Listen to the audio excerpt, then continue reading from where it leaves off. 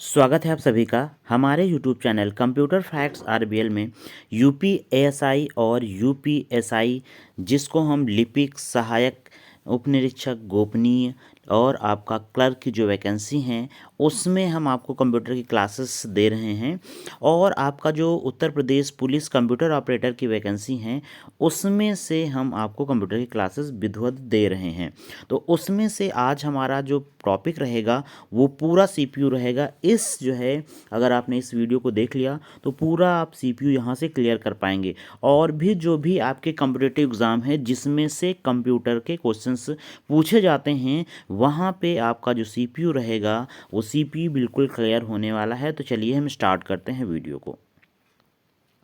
तो जैसा सभी लोगों को पता है कि सीपीयू होता क्या है, तो सीपीयू क्या होता है, ये क्या होता है, सबसे मेन डिवाइस होती है कंप्यूटर की, क्या होती है, सबसे मेन डिवाइस होती है। और जिसको हम इस तरीके से आप देखे होंगे कि आपके कंप्यूटर में क्या होता है, डेस्क के जो नीचे रखा होता है या ऊपर रखा होता है, ये आपका क्या होता है, ये आपका क्या होता है, सीपीयू होता है। बट ये सीपीयू कैबिनेट होता है, ये क्या होता है, सीपीयू कैबिनेट होता है। और यहाँ पे इसकी बात करें तो इसको हम क्या बोलते हैं, इसको मॉनिटर बोलते हैं। इसको क्या बोलते हैं, मॉनिटर। जो मॉनिटर होता है वो किससे कनेक्ट होता है, सीपीयू के कैबिनेट से कनेक्ट होता है। बट अब यहाँ पे हम प्रोसेसर की बात करेंगे, मेन सीपीयू की बात करेंगे। तो मेन सीपीयू आपका क्या होता है, मेन सीपीयू आपका ये होता है जिसको हम क्या बोलते हैं, प्रोसेसर बोलते हैं, जिसको हम माइक्रो प्रोसेसर के नेम से जानते हैं। जिसको किसके नेम से जानते हैं, माइक्रो प्रोसेसर के नेम से जानते हैं। और इसका फुल फॉर्म क्या होता है, इसका फुल फॉर्म होता है सेंट्रल प्रोसेसिंग यूनिट। क्या होता है, सेंट्रल प्रोसेसिंग यूनिट। और आपको पता होना चाहिए कि ये कैसे काम करता है। तो अगर हम बात करें कि अगर ये इनपुट हो गया, ये क्या हो गया, आपका इनपुट हो गया, उसके बाद आपका क्या हो गया, ये प्रोसेस हो गया, ये क्या हो गया, प्रोसेस हो गया। और उसके बाद आपको क्या मिलता है, आपको मिलता है आउटपुट मिलता है। क्या मिलता है, आपको आउटपुट मिलता है। तो सीपीयू आपका वर्क कहाँ करता है, सेंट्रल पे काम करता है। इसीलिए से हम क्या बोलते हैं, इसे सेंट्रल प्रोसेसिंग यूनिट बोलते हैं। क्या बोलते हैं, सेंट्रल प्रोसेसिंग यूनिट। इसीलिए इसका नाम पड़ गया है सेंट्रल, क्योंकि ये आपका कंप्यूटर में बीच का काम करता है, प्रोसेसिंग का काम करता है, प्रक्रिया का काम करता है। और आपने देखा भी कि आपका सीपीयू इस तरीके से होता है, मेन सीपीयू जिसको हम प्रोसेसर बोलते हैं।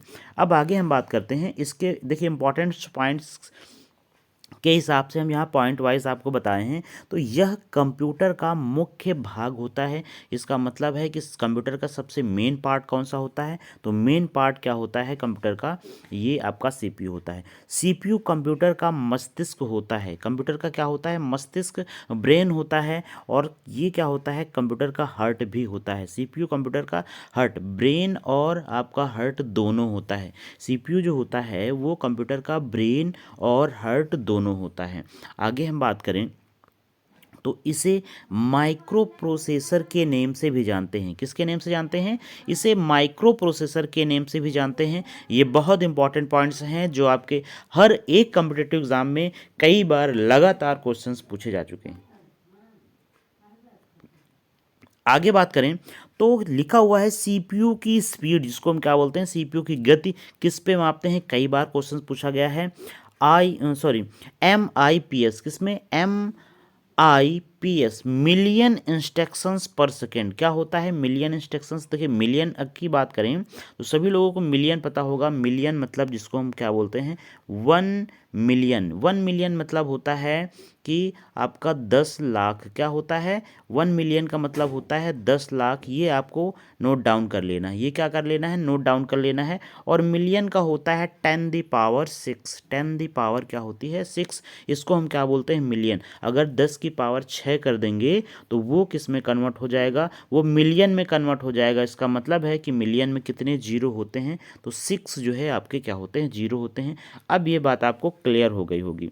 तो यहाँ पे अगर हम बात करें तो कंप्यूटर करता क्या है कि 1 सेकेंड में क्या करता है, 1 सेकेंड में मिलियन इंस्ट्रक्शंस। इंस्ट्रक्शंस मतलब होता है जो निर्देश देते हैं। जैसे मान लीजिए आपने कंप्यूटर को ये निर्देश दे दिया, कंप्यूटर को आपने ये निर्देश दे दिया, तो इस निर्देश को, इस इंस्ट्रक्शंस को 1 सेकंड में कर देगा। इस इंस्ट्रक्शंस को नहीं, इससे रिलेटेड यानी कि इस तरीके से लगभग आपके 10 लाख यानी कि 1 मिलियन इंस्ट्रक्शंस को एक बार में ही क्या कर देगा, एक बार में ही एग्जीक्यूट कर देगा, एक बार में ही सॉल्व कर देगा। इसलिए इसको बोलते हैं मिलियन इंस्ट्रक्शंस पर सेकंड बोलते हैं। ये बात सभी को क्लियर हो गई होगी। तो हम आगे चलते हैं।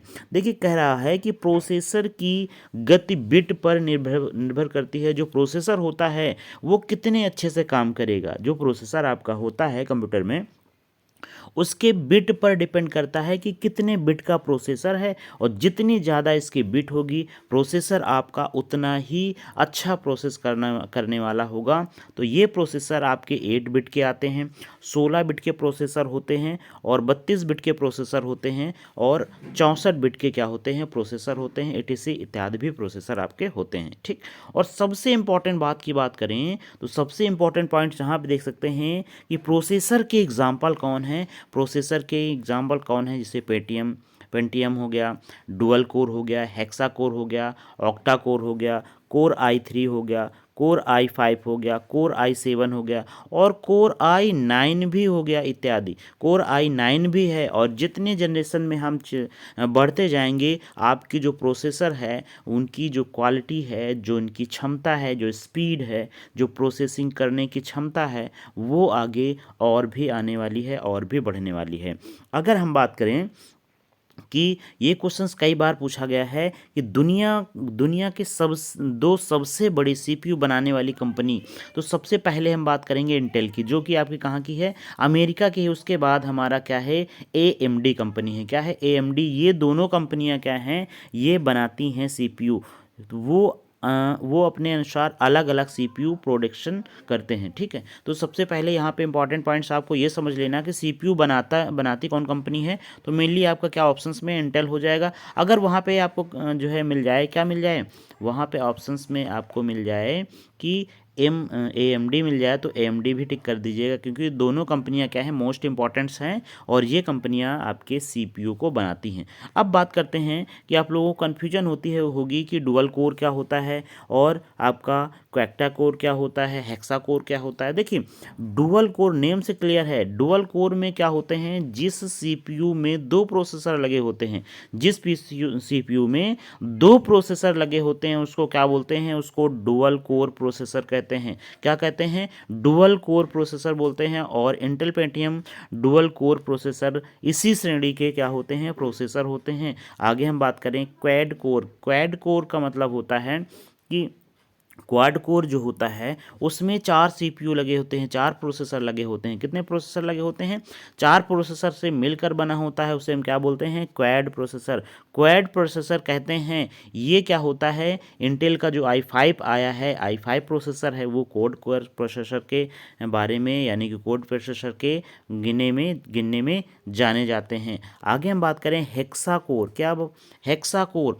तो हेक्सा कोर क्या होता है, तो जिस सीपीयू में 6 प्रोसेसर होते हैं, जिस सीपीयू में 6 प्रोसेसर होते हैं उसे हेक्सा कोर प्रोसेसर होते हैं। और अगर एक प्रोसेसर में जितने भी प्रोसेसर ज़्यादा होंगे, जितना ज़्यादा प्रोसेसर होगा, तो इसमें इंटेल 5 का भी आता है, i5 के होते हैं कुछ प्रोसेसर, तथा इंटेल i7 के प्रोसेसर भी इसी श्रेणी में आते हैं। उसके बाद हम बात करें ओक्टा कोर की बात करें। किसकी बात करें, ओक्टा कोर की बात करें। तो सीपीयू में 8 प्रोसेसर होना, कितने प्रोसेसर होना, 8 प्रोसेसर। इसका मतलब समझ रहे हैं कि इसकी कैपेसिटी क्या होगी। ऑक्टा कोर की प्रोसेसर बनता है, ऑक्टा कोर जो है 8 प्रोसेसर को मिलाकर बनता है। और ये इंटेल जो है 7 और i9 क्या है, i9 का भी ये 9th जनरेशन के जो है बाद के प्रोसेसर की श्रेणी में गिने जाते हैं। देखिए इनमें प्रोसेसर में क्या होती है, जनरेशन भी होती है। क्या होती है, जनरेशन भी होती है।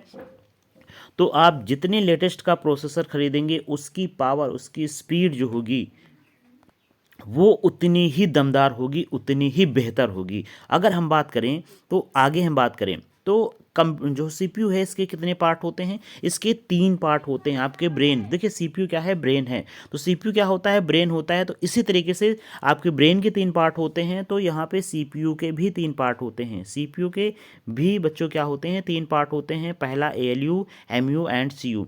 एएलयू का मतलब होता है अर्थमेटिक लॉजिक यूनिट। क्या होता है, अर्थमेटिक लॉजिक यूनिट, जहाँ पे हम जोड़ने का काम, घटाने का काम, गुणा करने का काम, भाग करने का काम और परसेंटेज निकालने के काम, उसके बाद ग्रेटर देन, लेस देन, इनका, इक्वल का, नॉट इक्वल का, इन सभी का यूज़ करते हैं। जहाँ अर्थमेटिकल काम करते हैं, जहाँ अंकगणितीय काम करते हैं, वहाँ पे हम क्या बोलते हैं, वहाँ पे एएलयू बोलते हैं कि एएलयू हमारा ऐसा पार्ट होगा जो गणितीय परफॉर्मेंस करेगा। जो क्या करेगा, गणितीय परफॉर्मेंस करेगा, वो एएलयू होगा। और एमयू क्या होता है, एमयू सिंपली क्या होता है, मेमोरी यूनिट होता है। जो मेमोरी यूनिट है वो डेटा को स्टोर करने का काम करेगा। वो डेटा आपका अस्थायी डेटा हो या फिर डेटा आपका स्थायी डेटा हो। इसका मतलब है कि इसमें डेटा परमानेंट भी हो सकता है और टेम्परेरी भी डेटा हो सकता है। आपको समझ में आ गया होगा कि इसमें डेटा कैसा हो सकता है, टेम्परेरी भी हो सकता है और परमानेंटली भी हो सकता है, जिसको हम वोलाटाइल एंड नॉन वोलाटाइल भी डेटा को कहते हैं। अगर हम बात करें तो सीयू की बात करें, जो हमारा थर्ड होता है, तो सीयू का काम क्या होता है, ये पूरे कंप्यूटर को, पूरे प्रोसेसिंग को कंट्रोल करने का काम करता है। कौन होता है, सीयू। सी को क्या बोलते हैं, कंट्रोल यूनिट बोलते हैं। क्या बोलते हैं, कंट्रोल यूनिट बोलते हैं। आगे हम चलते हैं तो आगे हमारा आ गया एएलयू क्या होता है। जैसा कि हमने आपको एक्सप्लेन कर दिया है कि एएलयू का फुल फॉर्म क्या होता है, अर्थमेटिक लॉजिक यूनिट होता है। तार्किक एवं अंकगणितीय कार्य को प्रोसेस करता है। यह जोड़, घटाव, गुणा, भाग संबंधित कार्य करता है। देखिए तार्किक का मतलब समझ रहे हैं कि सभी लोग को तार्किक के बारे में बताने की जरूरत नहीं है। सभी लोगों को तर्क पता है कि तर्किक मतलब होता है कि जितना भी रीजनिंग लगाना है कि ये छोटा है, बड़ा है, विसंगत है, असम है, ये सारी चीज़ें हैं, तो आपको इसमें और इवेंट करना होता है। तो जितनी भी रीजनिंग आपको लगानी है वो आपका कौन सा पार्ट करेगा, एएलयू पार्ट करेगा। और अंकगणितीय आपको समझ में आ गया होगा, अर्थमेटिक कैलकुलेशन में आपको सैलरी शीट, मार्कशीट, ये सारा कैलकुलेशन जो होता है वो एएलयू के पार्ट में किया जाता है। मेमोरी यूनिट, देखिए मेमोरी यूनिट क्या होता है, मेमोरी यूनिट में क्या होता है, इस भाग में कंट्रोल यूनिट द्वारा, इस भाग में क्या करता है, कंट्रोल यूनिट द्वारा निर्देशित टास्क को स्टोर किया जाता है। इसका मतलब है स्टोरेज के लिए हमें मेमोरी यूनिट की जरूरत पड़ती है। इसे हम रजिस्टर भी कहते हैं। इसे क्या कहते हैं, रजिस्टर भी कहते हैं। आगे हम बात करें कंट्रोल की, बात करें किसकी बात करें, कंट्रोल यूनिट की। ये पूरे कंप्यूटर को कंट्रोल करने का काम करता है। सिंपली ये समझना है कि कंप्यूटर को कंट्रोल करने का काम करता है।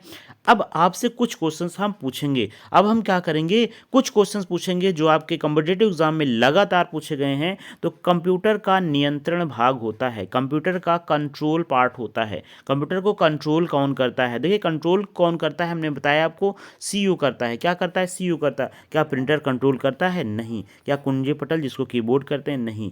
क्या आपका हार्ड डिस्क है, स्टोर करने के लिए यूज होता है। तो आपको क्लियर है कि सीपीयू क्या करता है, कंट्रोल करने का काम करता है। Option number C is the right answer. आगे क्वेश्चंस की बात करें तो आगे क्वेश्चंस आपका ये है कि सबसे महत्वपूर्ण भाग है। ये क्वेश्चंस कई बार आपके एग्जाम में पूछा गया है। सीपीयू का सबसे कंप्यूटर का सबसे महत्वपूर्ण भाग, सबसे इंपॉर्टेंट पार्ट्स कौन सा होता है। तो ऑप्शन सीपीयू है, कीबोर्ड है, और भी आपके ऑप्शंस हैं उनको देख लीजिए। आपका डिस्क है और प्रिंटर है। तो ऑप्शन नंबर आपका क्या हो जाएगा, इसका ऑप्शन नंबर राइट हो जाएगा। ऑप्शन नंबर ए हो जाएगा, सीपीयू हो जाएगा। अगला क्वेश्चन हमारा है, तो अगला क्वेश्चन है कि किसी प्रोग्राम में बग क्या होता है, किसी प्रोग्राम में बग क्या होता है। तो देखिए बग जो होता है उसको हम क्या बोलते हैं, उसको एरर्स बोलते हैं। क्या बोलते हैं, एरर्स बोलते हैं। और क्या बोलते हैं, मिस्टेक्स बोलते हैं। क्या बोलते हैं, एरर्स बोलते हैं या मिस्टेक्स बोलते हैं। तो यहाँ पे ऑप्शन नंबर क्या हो जाएगा, आपका बी हो जाएगा। बग क्या होते हैं, जो गलतियाँ होती हैं कंप्यूटर में, प्रोग्राम में, उनको हम क्या बोलते हैं, बग्स बोलते हैं। और एक पॉइंट यहाँ पे और नोट कर लीजिएगा कि जब हम बग्स को फाइंड करते हैं, क्या करते हैं, बग्स को फाइंड करते हैं, तो उसको हम डिबगिंग बोलते हैं। क्या बोलते हैं, डिबगिंग बोलते हैं बग्स को, यानी कि त्रुटियों को ढूंढना ही डिबगिंग कहलाता है। क्या कहलाता है बच्चों, डिबगिंग कहलाता है। आगे हम बात करेंगे करेंगे। तो आगे है मेमोरी शब्द किससे संबंधित है।